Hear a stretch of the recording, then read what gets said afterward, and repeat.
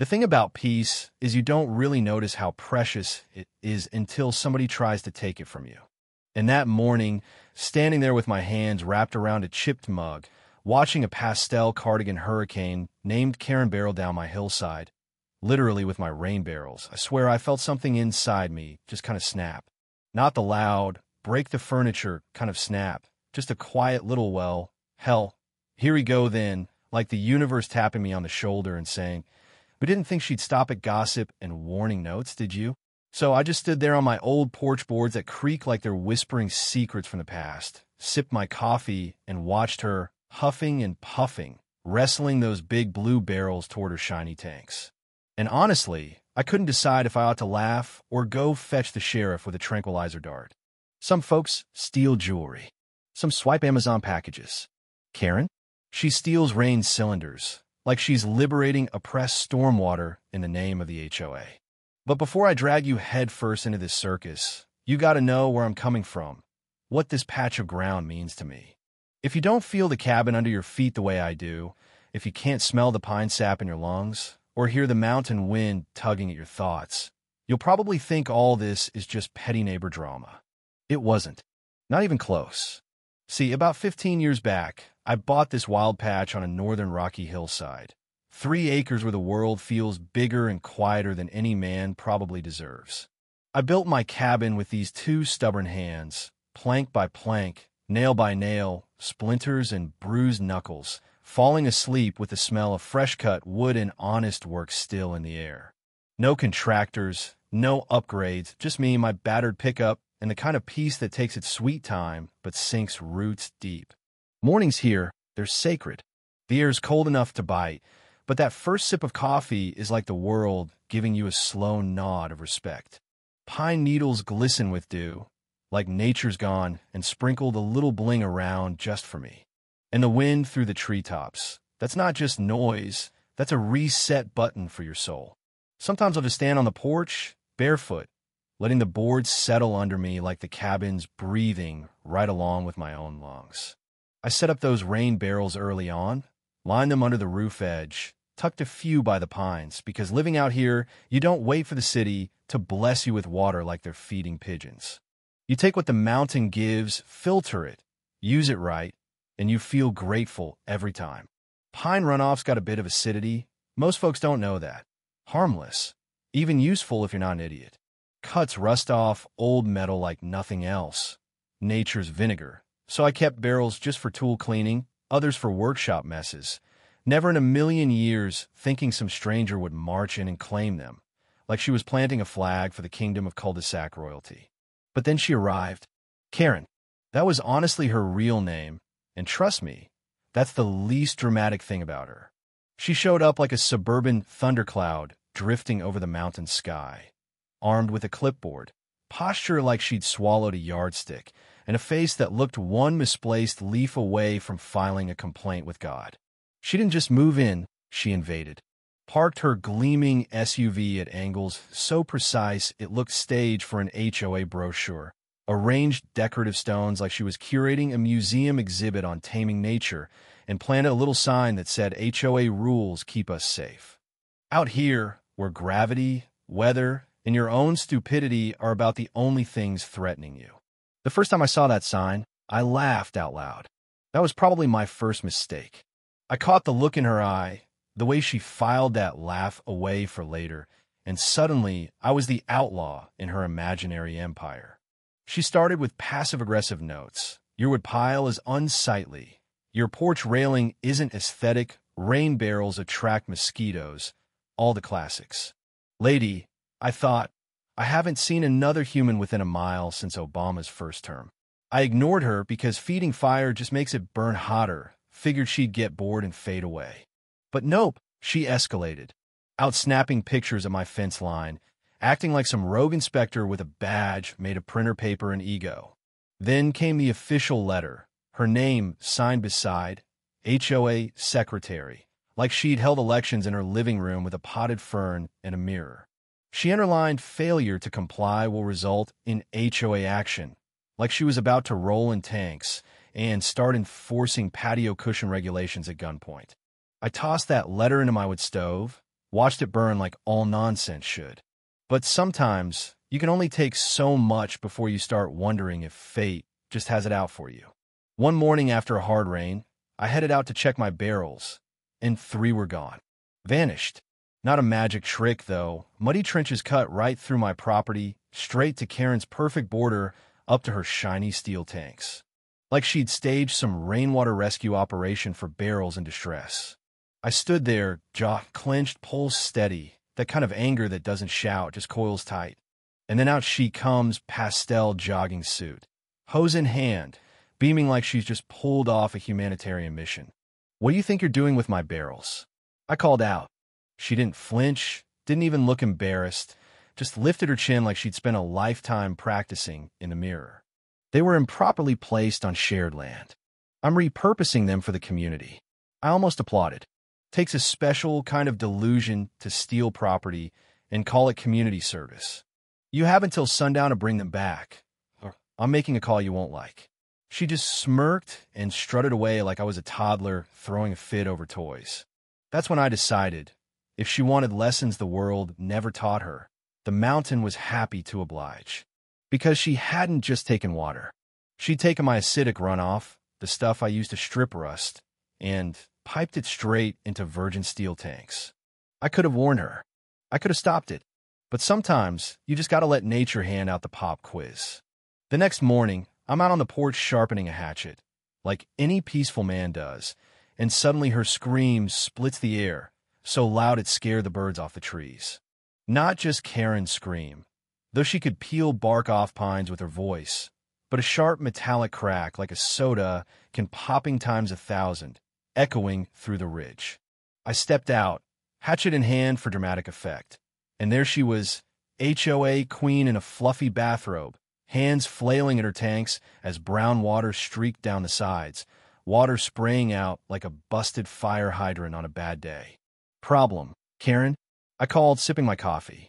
She spun around, hair wild, robe-soaked, shrieked, "What did you do?"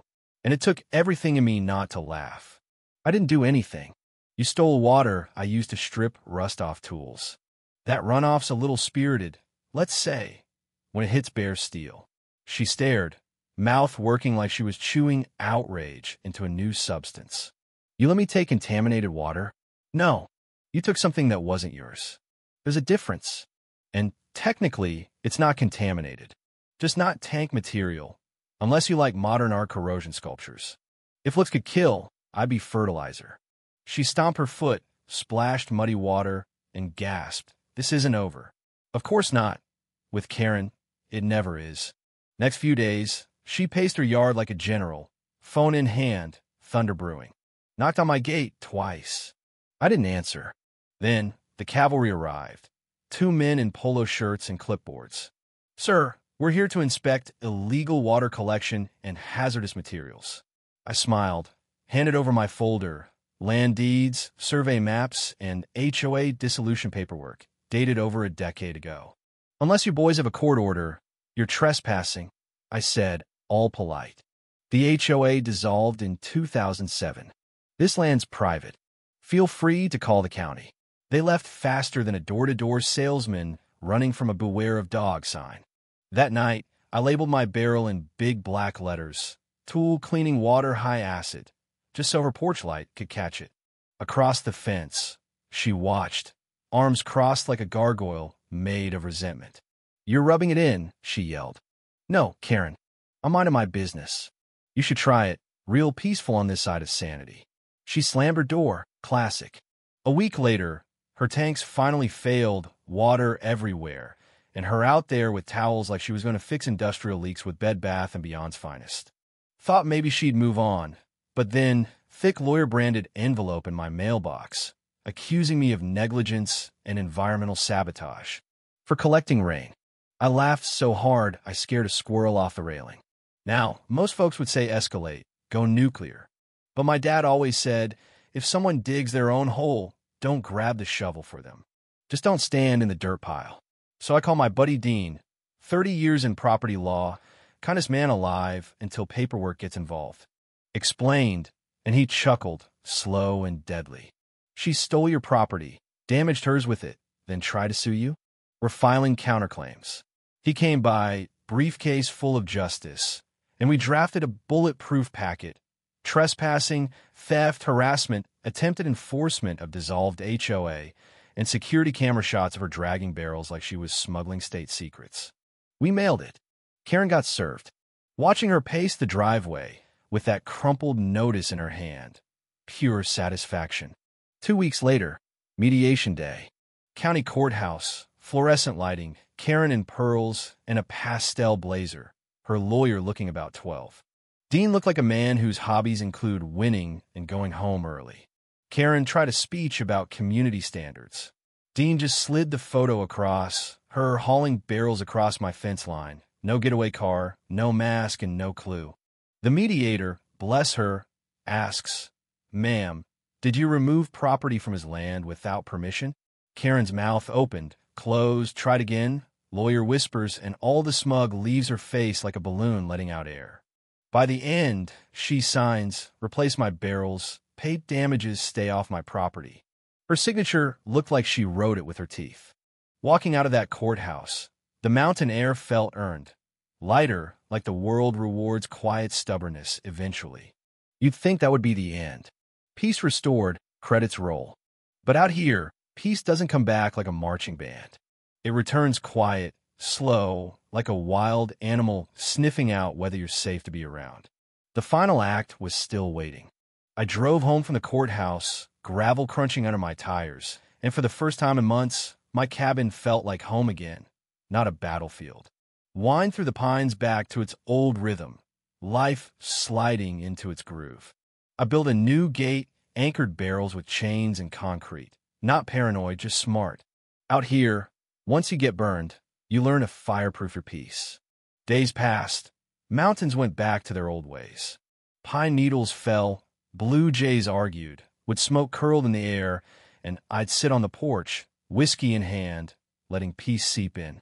About a week after court, I'm splitting logs, and I hear slow footsteps on the gravel. Not the Karen parade, just slow, almost hesitant. She showed up in jeans and a worn sweatshirt. No pearls, no armor, just tired. "Hey," she called, voice softer than I'd ever heard. I set the axe down, waited. I wanted to say I was wrong, about all of it. I thought I was doing right, but maybe I was just trying to control what I shouldn't. That's the thing about mountains. They strip the ego right off you. Wind and silence humble even the biggest voices. I looked at her, searching for the old fire, but it wasn't there, just fatigue, maybe a little shame. "I appreciate you saying that." I told her, steady, no victory lap. "But if you just left me alone, none of this would have happened." She nodded, swallowed hard. "I know. I thought order was something you had to enforce, not earn. That stuck with me." She handed me her truth without even knowing it.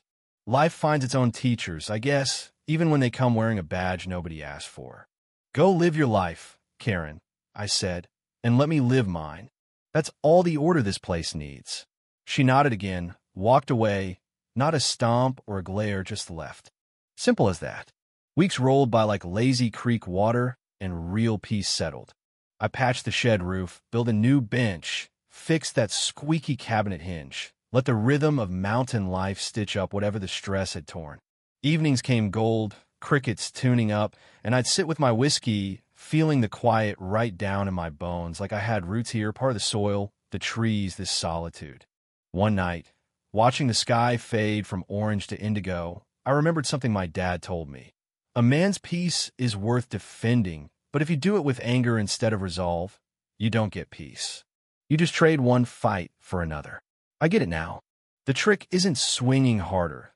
It's standing firm enough that the storm gets tired of raging at you. Sure, I wondered if I went too far, letting karma do the teaching. Maybe I could have warned her. But she didn't stumble into my life lost. She marched in, building a kingdom where she wasn't queen. Sometimes life doesn't hand out gentle lessons to folks who refuse to learn the soft ones. The sheriff stopped by a couple weeks later, routine, just making sure the dust had settled. As he left, he grinned. "Heard she's planting wildflowers instead of petitions these days." I shrugged. Nature's a good teacher. He tipped his hat, so his consequence. Then he drove off, gravel popping behind him. I'm not here to tell you every Karen learns, or that every battle ends clean, or that stubborn people turn into daisies. But peace isn't given. It's built, protected, maintained like a good fence or a steady fire. And when somebody tries to take it, sometimes the kindest thing you can do, for both of you, is stand your ground and let nature handle the rest. So what would you have done? Warned her? Walked away? Fought harder? Because mountain justice isn't in the law books. It's a mirror. Sometimes it shows you as much about yourself as the other person. Drop your thoughts below. I want to hear your take, your stories, especially if you've ever run into a self-appointed HOA overlord. Was I right? Was I wrong? Did karma go too far, or just far enough? If you're new here, hit subscribe, join the campfire.